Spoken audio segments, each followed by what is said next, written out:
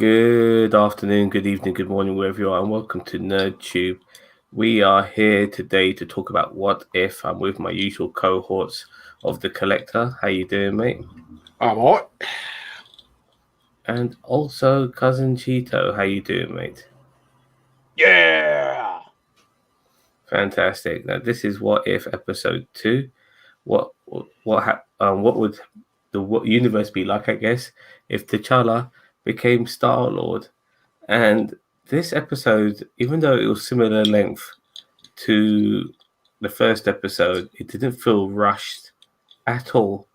It was well paced, thoroughly enjoyed it, and there was some serious significant differences with this episode compared to the first, because the first one pretty much still felt like First Avenger, but with Peggy Carter as captain. Well, this one, even though Star Lord was played by T'Challa, everything was different pretty much, apart from the opening with Korath obviously bumping into Star Lord and this time being a fanboy instead of being oblivious to him like it was in Guardians of the Galaxy. Everything after that was totally different. Everything. It was fucking brilliant. I thoroughly enjoyed this episode. So before we start breaking down on this episode, Collector, what do you think of this episode? Much better than the first one, because of the reasons that you just stated. Is that everything was totally different, and that's what I wanted from Peggy Carter. Like, what significant things had happened. The thing that had happened is that she found the Tesseract earlier, and she had to fight one of the bad guys, the main bad guy from Borderlands, and that's it, really. There was nothing that was really significant. There was nothing like maybe maybe the Red Skull, created something like some Marvel villain that we hadn't seen before and brought him into the universe. You see, that I would have liked. With this, like everything was this, Drax, his family's still alive. All this other stuff was like, significantly changed. And it's just like it's because T'Challa is a better Starlord than Peter Quill in some ways, and Peter Quill's a better Starlord than T'Challa in some ways. Yeah, I agree. Cheetah? I like this episode, but I'm one of the people who liked last week's episode really a lot too. But I thought this one was good. I mean, there were some definite surprises in there, and I'm sure you'll get into them when you do break it down. But there were some surprises in there. My heart kind of sank when Chadwick Boseman started talking for the first time, in the beginning, and I was just like, oh. But I mean, it was good to hear that, and yeah, I mean, more or less, this was a what if should be like. And I'm glad that they explained the fact that the Ravagers messed up picking up the wrong kid rather than them making T'Challa, Ego's son. You know what I mean? Yeah, well, I called that, by the way. I did call it. that. I said that. I said that. Unless they do something like that, like unless they do something like making them picking up the wrong kid, then that's what I said last week. I said I don't know how they're going to do it, but all I know is that there's too many plot holes unless they make it like they picked up the wrong kid. Mm-hmm. Check the tape. No, I also nevertheless I also said something very similar as well. So I'm very happy that T'Challa isn't Ego's son, because that would have really opened up a fucking can of worms. It was a mistake made by the subordinates. I can never, certain words I always find hard to say. Of Yondu, them being, let me get the names right. Craiglin, I've got the list of names here because there's some of the mediocre characters, you can always forget their names, but Craiglin and Taserface, I'll never forget that fucking name. And yeah, they picked up the wrong kid because all humans look alike, which is absolutely fantastic. Even though Craiglin himself looks like a fucking human. Well, and I thought it was hilarious too because because like one's African American and the other one is, there's a definite one's African, not American. Or I'm sorry, one's African. You're right. One's African, and then the other one is like a white American. Like they don't look like. I get it, like why they say that, but you're right. They all look like, people, like Kraglin's white, even Taserface is like Caucasian. So it's like, obviously Yondu's blue, but it's like most of the Ravagers we see are Caucasian, or I don't know. I don't even remember seeing any. So many human-looking aliens out there in this fucking universe as well. So like the Asgardians all look human. So, Well, but anyways, they also say a lot of that's because of the inbreeding with the Norse mythology. Yeah, yada yada. You know what I mean? Like inbreeding, huh? yeah, like the not inbreeding, but you know what I mean? Like Odin's like Genghis Khan, like Odin slept with so many people that eventually his trait like the Asgardian traits just started. Yeah, but we saw, like, just to not go too much of a sidetrack here, but we saw images of Odin's dad in For the Dark World. So that kind of, anyway, let's not sidetrack at all. Let's get back into this episode. So I have to first of all want to give a big shout out to one of the actors who did the voice in this, and that is Dejum Honzo, who played Korath. Mhm. Because every time I see this actor perform, he's always playing serious roles. So for him to really be like a goofy version of his character, I thoroughly enjoyed. And when he recognized that T'Challa was Starlord, and which was totally different take to what we got in Guardians of the Galaxy, and he was all fanboying him over this shit. I was so happy with his performance, but I've never seen him play a goofy character before, and he was loving him, and that was really great. And we're gonna get to the big one right now, unless you want to talk about about Korath, but Thanos, Thanos, being having his ideology changed by an argument or a conversation with T'Challa, and also not just that, but we also see a different version of Nebula as well. And I think personally, I think this version of Nebula and T'Challa have had something going on because there was some real chemistry there. She kept calling him Cha Cha. You Yeah, know what I right. mean? I caught that. I was like, really, Yeah, cha cha. yeah. So I think they might have had something going on there, but it was really good to see and Nebula being so much different and everything, and just what a significant difference T'Challa was. He was a better version of Star Lord than Peter Quill could ever be, and it was really No, good to see him. Go on. I would say that there's positives and negatives to both. In that he's not the smug smart ass that Peter Quill is, but I think that he doesn't have the what's the word the sort of like the fact the womanizing or the sort of like cocky charm that Peter Quill had. He's more of a calmed, side approach. So there are positive negatives. So T'Challa one thing, has so charm. no, He's, but he doesn't have Peter Quill's sort of charm, if you know what I mean. so what's the I mean, negatives then? I would say the negatives is that like we don't see the fact that he's ingratiate himself with the Ravagers, or that he has that type of bond with oh god, I can never remember Michael Yondu? Rook's. Yeah, Yondu. yeah.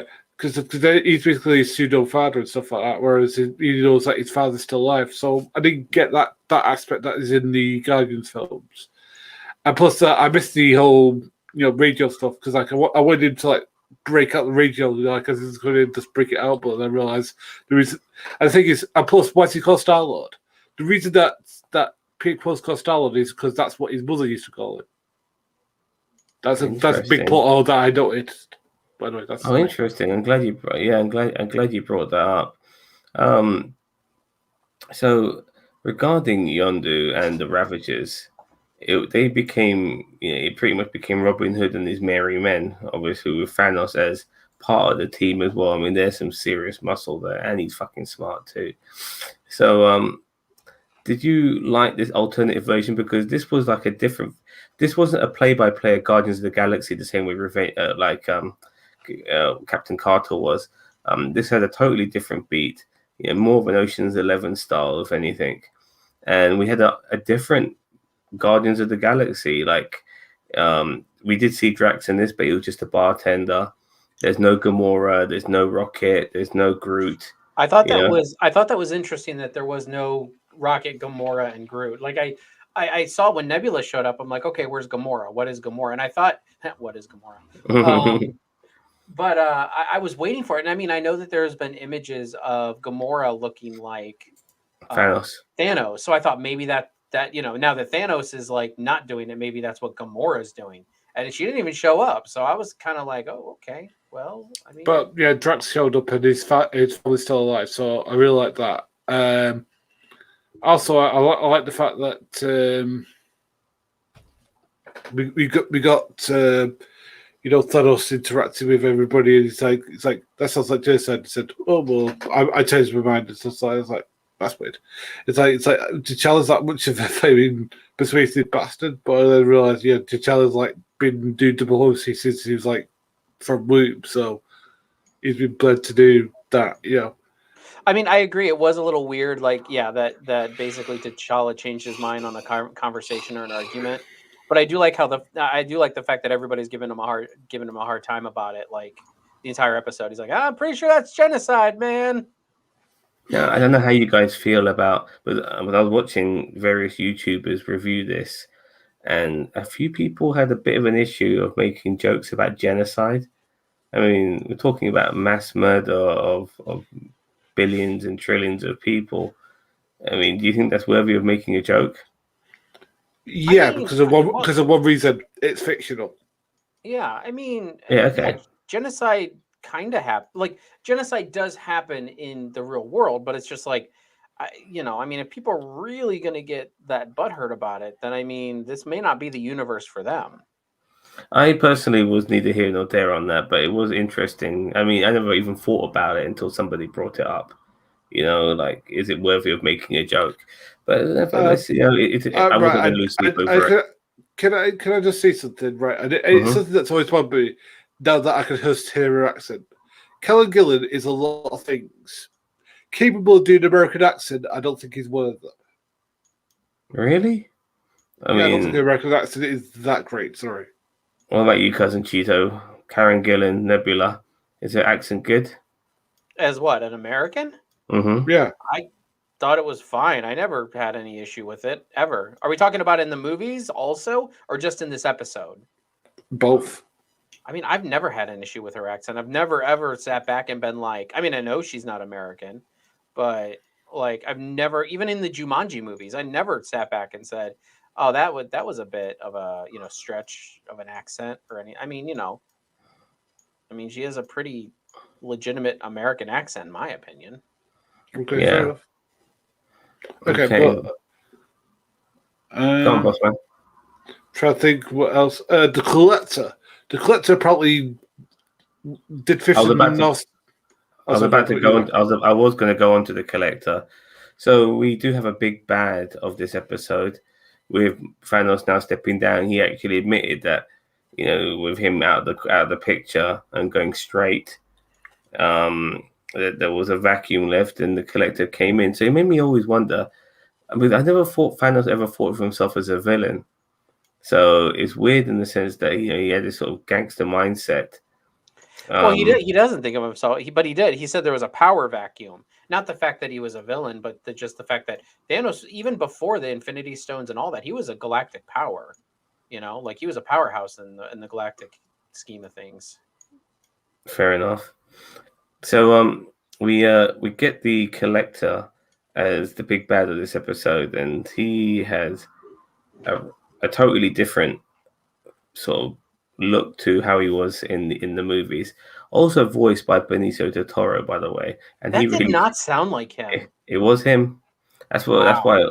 That's why. I was so impressed, and I think people are very used to hearing him, putting on heavy Latino accents, and don't realize that he doesn't sound like that at all. And nevertheless, he was absolutely fantastic in this. Like Dijon Honzo, just really just gave an alternative version of what they've been playing in the Marvel Cinematic Universe, and it made me really want more of the Collector in the Marvel Cinematic Universe. He's Jeff. What's Jeff Goldblum's character's name? Grandmaster. Them two are apparently brothers or cousins. There's actually a whole conglomerate of them. The elders. They're the elders. Yeah, they're the elders of the universe. Honestly, I do. I want to see more. I honestly wouldn't mind seeing in Eternals, seeing like Jeff Goldblum and Benicio del Toro. Yeah, I can never say his first name. I forgot his character's name. escapes me, but I'm going to be calling him the Collector.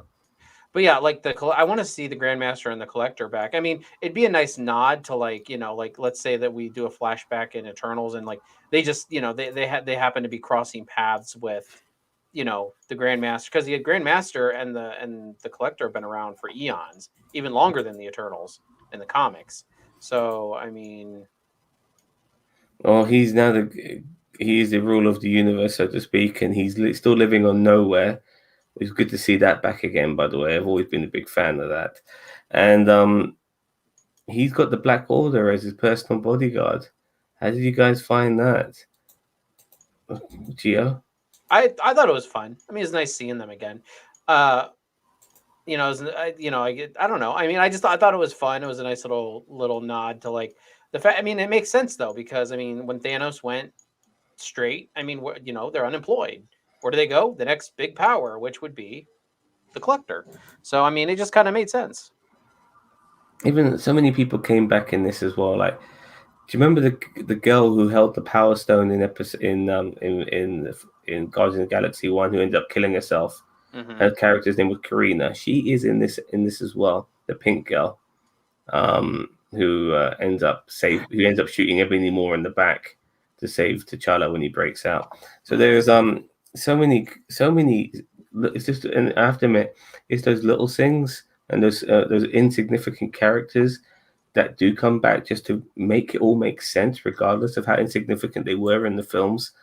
That make this movie so enjoyable. But the Collector, they're going to be, sorry, I apologize. This Guardians of the Galaxy, 2.0, or whatever you want to call them, they're going to do a heist. Sorry, can you just take over for a second, Gio? I just have to walk away for a second. Okay, what they do is they're planning this heist with the Collector, or on the Collector, because they're trying to get this. It's some kind of what was it? It's like like the Genesis. Yeah, effect of- Genesis something that's like It's some sort of like a Genesis device. yeah. Basically, it creates vegetation. Yeah, And if because the Ravagers are basically Robin Hood in space, and so they're going to steal this item and basically feed the whole galaxy. yeah. By They doing want to so. use it to feed the entire galaxy, or well, they said they wanted to help, like, what, billions of worlds or something like that. Yeah, something like that. So we get a play-by-play of them breaking in, and we hear it as well as see it, and then they finally break in, and unfortunately for them, the Black Order realizes that the fight between Korath and Thanos is just a diversion, and the remaining of the group, I think it's just T'Challa, Yondu, and Nebula. They get locked in, and then a fight assumes. And we get a triple cross, by the way, because I was a bit gutted when Nebula looked like she double crossed the boys, but we find out it's all part of the plan, and it was really a triple cross, which was nice to see. So Nebula was still a good person. Very happy about that. But then we get the fight that ensues between the Collector and T'Challa. And can I just say, the Collector looks like he's been on the Kenshiro diet, because my God, his arms flaming impressive.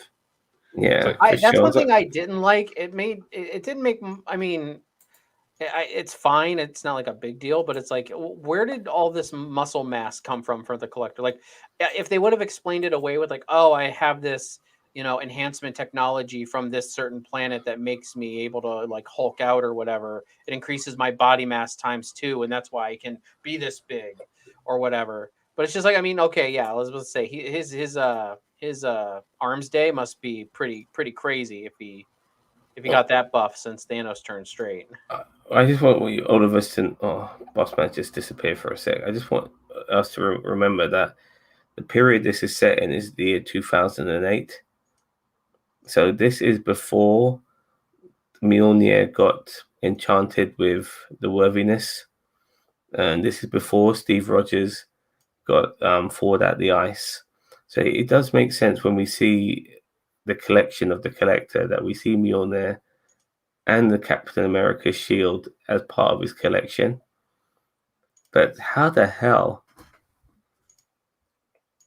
even though, so I just mentioned how this was set in 2008, Bossman. This episode. So this is before Steve Rogers got thawed out the ice. This is before Mjolnir got the worthy enchantment, which is why maybe the collector was able to get those items. But how the hell does he get the Goddess of Death fucking helmet? Because that one, for the life of me, I can't figure out. I honestly, when I saw that whole rack of stuff, I just was like, okay, so they're just. I was thinking they were just throwing that stuff in there for It's Easter eggs. Easter eggs. And I mean, the helmet thing, you're right. Like that does open a whole can of worms, and I'm not even getting into it because I'm like, all right, I don't want to try to figure that out because my head will hurt if I try to figure that out. Like, yeah, it just no. Yeah, not even trying. I mean, there's a couple. As I said before, there are a couple of like continuity snags that do appear in this. That as I said, the whole Starlord thing doesn't quite work because nowhere did T'Challa's family ever call him Starlord. And also, the entire universe as we know it is about to end because Ego is about to. We're jumping way ahead, boss. Man. Sorry. Please, let's not go. We'll get. I'll get there when we get there. All right, but yeah, this is one thing that I didn't quite like was the whole how that they got Howard the Duck to show them around, and then yeah, I'm glad you brought that up. And then all of a sudden it was this the escape through happenstance. You know, it's like now we've got this thing that we're actually looking for, but we're going to use a little bit of it to get out of it. It's like, So the Duck, instead of going to the very powerful, technically advanced thing that could have probably got away faster, they're going away on plants. Yeah, well, I mean, they made it work, in my opinion. But did you notice some of the people the collector was collecting? One of them was the Dark Elf, and apparently that Dark Elf was the main villain for the Dark World. Oh, he had a Dark Elf in Guardians of the Galaxy. Like when they were walking through originally, like you could see a Dark Elf in there. So I mean, it makes sense. But I mean, if that's Malekith, then I mean, then that would mean that Thor wouldn't have to worry about him later on. We also got to see Wakandan space technology. It's not surprising because they're so advanced with their technology that the king of Wakanda, T'Chaka, would have created a spacecraft so that the Dora Milaje of all people would have gone into space to try and find his son. And it's unfortunate by the looks of things because the Dora Milaje they're just mannequins to the Dora Milaje there. So, from what I got out of this is that the collector killed the Dora Milaje in space and put mannequins of them. Probably, which is absolutely fucked up. But then I totally forgot. After only watching it the second time, I only realized that Yondu mentioned that Wakanda was destroyed. And also, just to go back a bit further, the reason why they took T'Challa is because vibranium is an alien metal. And obviously they were looking for an alien source on Earth. And that's why they ended up picking up T'Challa, because they were honing in on the metal instead of the source of Peter Quill, which is a good explanation to why they ended up getting T'Challa in the first place, which I kind of liked. But seeing that ship there and stuff like that was pretty cool.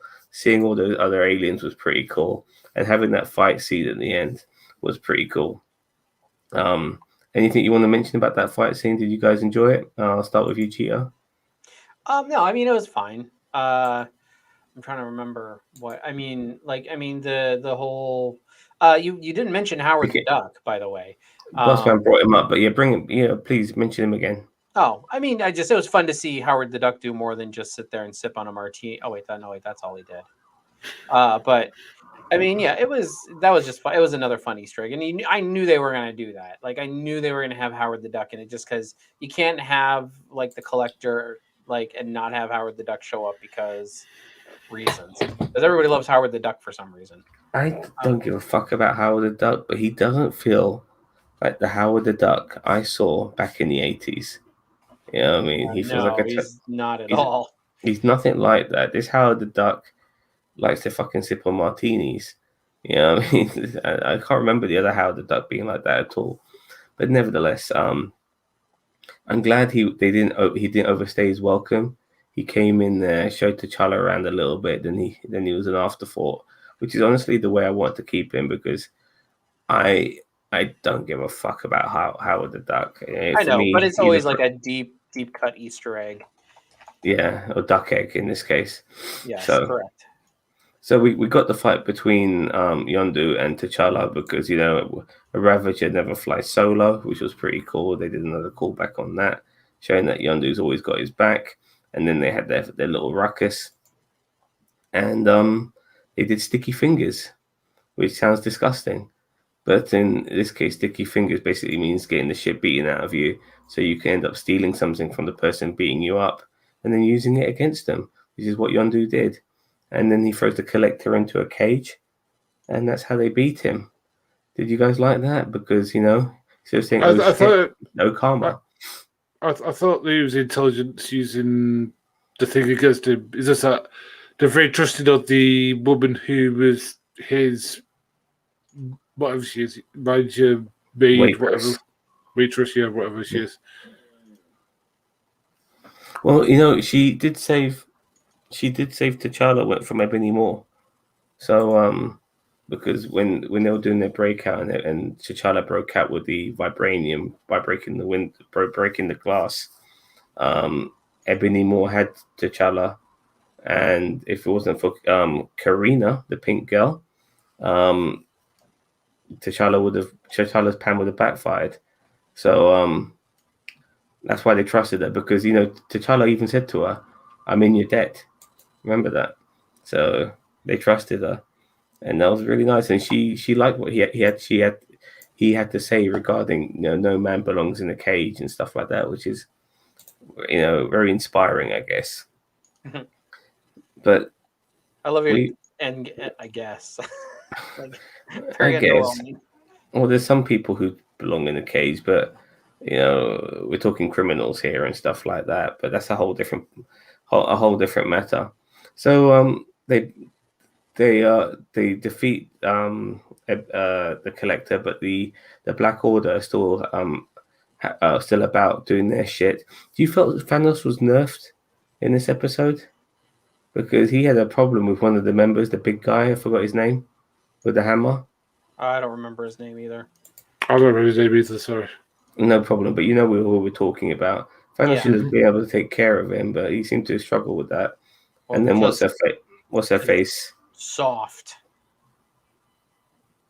Proxima Midnight then came along, and they double teamed, but that's when Nebula came in to save the day and threw some of those magic seeds into the big boy's mouth, and he was done for, which was pretty cool. And then they escaped, and we end up going back to Wakanda, which was a nice little touch. T'Challa goes back to his family. He's reunited. They bullshit a little bit here and there. Thanos tries to still explain about his idea of 50% of the world being killed off, and how it's still a good idea, even though he's not going to go through with it. And it's interesting. And then after all of that, we get to, in my opinion, a cliffhanger, which I really hope, if they don't pay it off this season, the next season of What If they pay this off, because that was fascinating. Peter Quill working in the Dairy Queen, not voiced by Chris Pratt, unfortunately, but Peter Quill working in Dairy Queen, because that's what he's doing with his life. And then his dad Eagle pays him a visit, and in my opinion, I think Peter Quill would do anything Eagle asks him, because his dad's a fucking god. He's a demigod. Why the fuck not? Whatever Eagle offers him is far better than fucking mopping the floors of a Dairy Queen. And in my opinion, this will make Peter Quill a villain. And like everybody wanted after Infinity War. Yeah, so to speak. Now, I personally don't know where we're going to be going with the show, but I do know we are going to get an alternative Avengers Assemble moment in the show that it could be Ultron, because without Thanos now going for the Infinity Stones because he's turned good, maybe Ultron gets it and he ends up being the big bad. But I would love it if it was fucking Igor and Peter Quill, fucking tag team, fucking gods from outer space. Oh my fucking god, that would be great. Evil deities, that would be fantastic. But if they don't do it this season, they need to pay that off next season. So with him coming back to Wakanda, T'Challa that is, and that cliffhanger ending with Quill and Igor, what did you guys think? I'll start with you, Collector. I thought it was much better than the first one. Thought that I thought that was like we just said the world is going to end us. It's like, oh yeah, because Eagle's still coming for him and stuff like that. I just like, and plus he doesn't have be brought up by Yondo to bring it up. So like, he has this. I don't think it's just that. But would people still stop him? Again, that's something that I'd love to see if they do that season. So yeah, I'm interested in this. I'm interested in it. If they do continue this particular storyline. Yeah, I mean, before I pass it on to Bob, it does make sense as well. Like Quill had sort of family. Sorry for ripping on Vin Diesel, but he was Groot. But he did have family in Guardians of the Galaxy, whether it be the Guardians themselves or the Ravagers. He had connections, but I'm not sure what he has on Earth, if anything. His grandparents are probably dead. His mum's fucking dead. Dead end job. It'll be interesting to see if he can turn down being a fucking god from his dad, his real dad. Cousin Cheetah, what do you think? About like the next episode, or just like about the cliffhanger? The cliffhanger and then going back to Wakanda as well. That was fun. I mean, it was nice. I always wondered why Peter Quill never went back. And I know that there was a deleted scene or something where he explained it, but like he wanted to go back, but he never, or he didn't want to. Somebody wanted him to ask him why he didn't go back, and he just said he never wanted to. There was nothing. There's a trauma of his mum dying, which is why he never went back. But I mean, yeah, I think it's fun with T'Challa going back. Yondu lying to him, saying Wakanda was destroyed, and then it wasn't. But yeah, I mean, it was. I thought it was good going into the ego of it. I like your guys' idea about Peter Quill. I just kind of took it as a one-off, just like, hey, here's what Peter's doing. When T'Challa's Starlord, but I really didn't. I mean, I didn't really think too much about it. But yeah, I mean, that'll be interesting if Guardians of the Galaxy Volume 2. I kind of don't want them to get in, and I know that they're doing the whole multiverse Avengers type thing. It seems like where we've seen clips of Doctor Strange and Captain Carter and T'Challa's Star-Lord and all these characters crossing over. And I know we're going to get that, but at the same time, I kind of don't want it. I kind of wanted it to be individual like stories. And that's kind of what I wanted here is like Guardians of the Galaxy Volume 2, give us something different. Don't continue what they did in Guardians of the Galaxy Volume 1, in my opinion. So, that's kind of where I'm at. Okay. I mean, do you think that cliffhanger is going to lead to anything? It probably will, but I think that's unfortunate, in my opinion. I think it should have been a one and done type thing. Oh, I mean, I would like some expansion on this. This is the good thing about What If.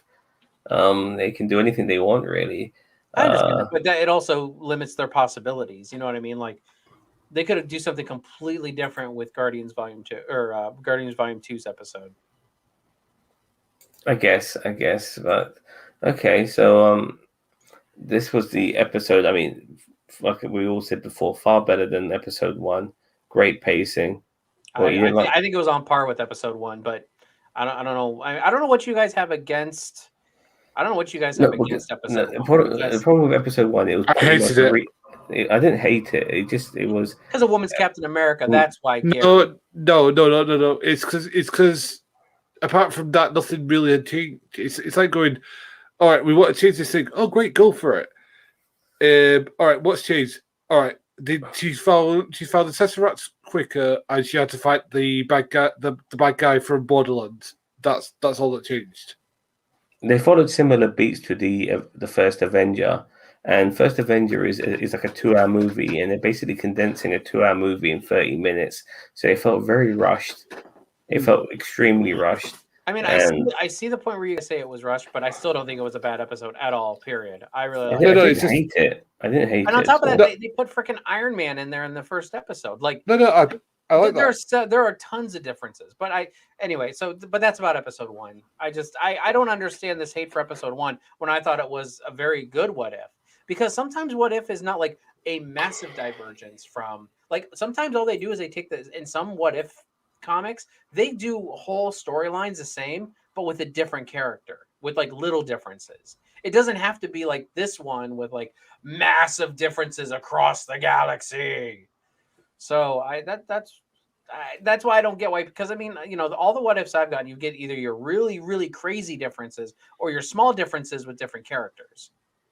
Do you think it was good having Thanos as what Thanos was in this episode? Like I he thought it was. was all right. I agree with you that they nerfed him a little bit, but I thought it was funny. Like when he showed up, I was like, "What?" And then I was, and then as it went on, I'm like, "All right, I like this, but yeah, you kind of nerfed him a little bit." It's times like that where I'm so glad they never revealed shit like this in the trailer, because that would have Yeah. ruined that would have ruined that moment, you know. So okay, so do you know what the next episode's going to be?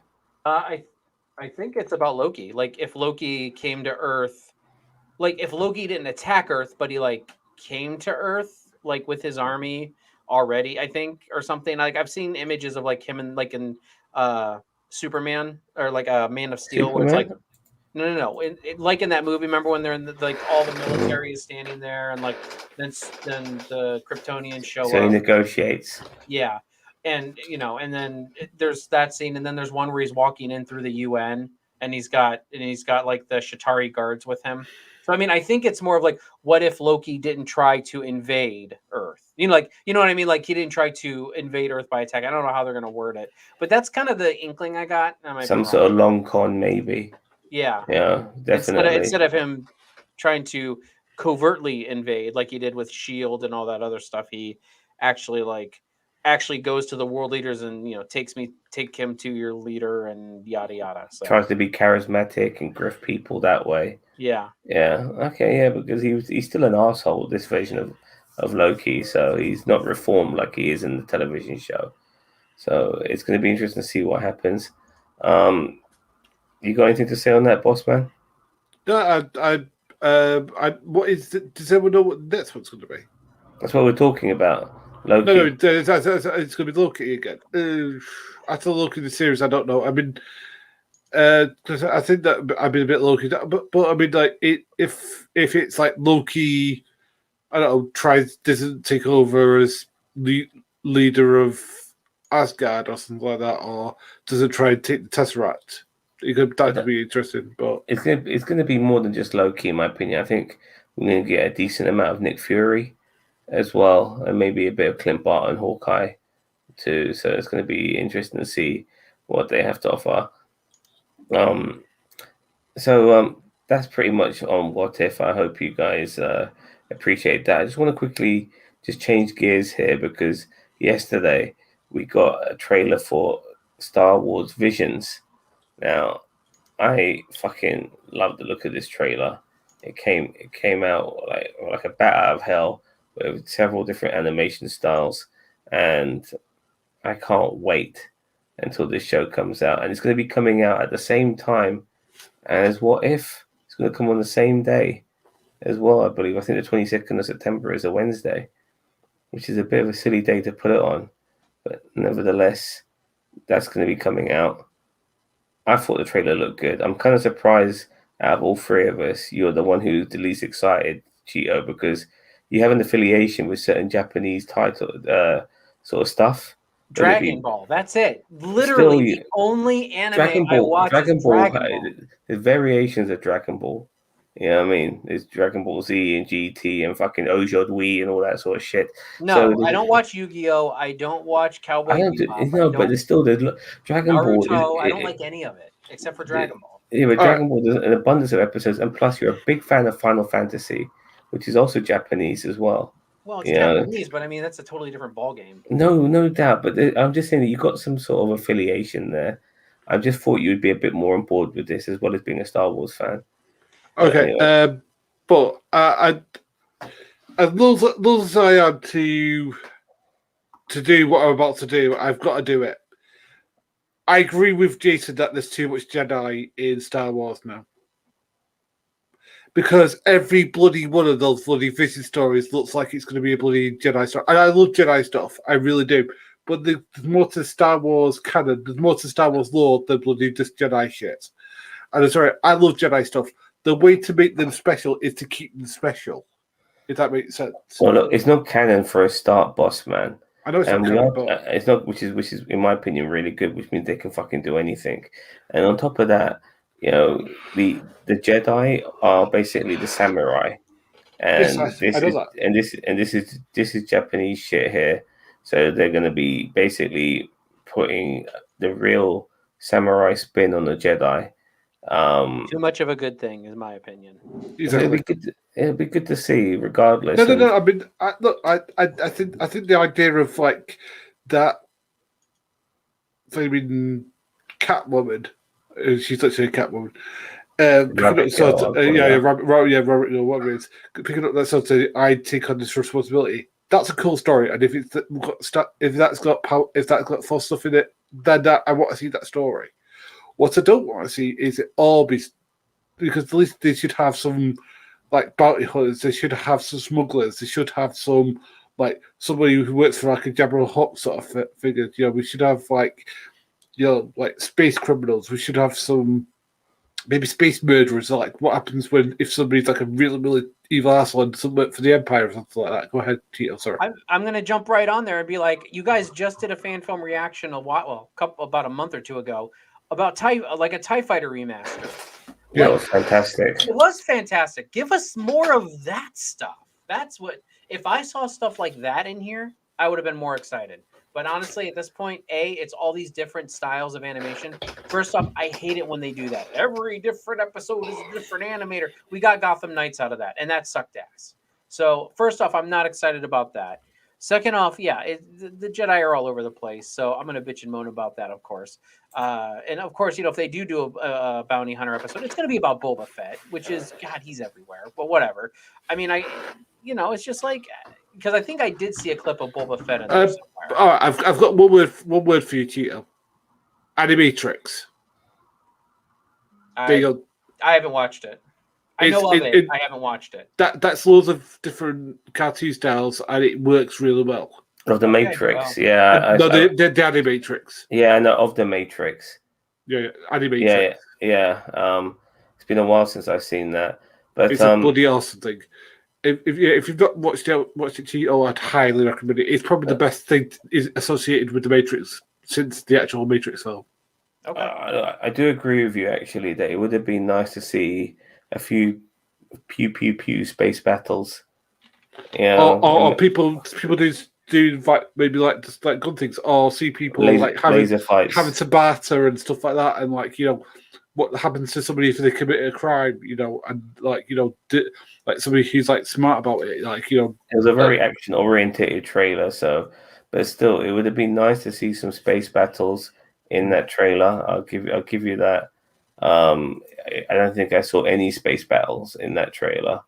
Not that I remember, but I only watched it once, and I was like, yeah, fuck it, I'm out. But you never know, But I'm sure, unfortunately, that Jedi and Sith element's going to be quite prominent throughout. Yeah, it's the rule of 2,000. Yeah, fair enough. But it's still, I mean, you're going to watch, aren't you? Probably not. Really? Probably not. No, maybe if somebody recommends a good episode to me, but I'm not watching. I'll probably skip over it. I mean, if we review it on this channel, I might give it a shot, but I mean, maybe but honest and truly, I have probably 1% interest in this whole thing. I'm not going to knock it so soon, I want to. Well, and that's what I'm saying. I'm not saying it's going to be bad. I'm just saying my interest in it is like nowhere, anywhere. Like I can't find it at all. I would say that my interest in it is about 40% because I do like animation. If it's really good animation, and most of the animation did look good from what I saw of it. And I did like some of the concepts that it had, the red power ring, wrapped around the sword and all that sort of stuff. I liked that.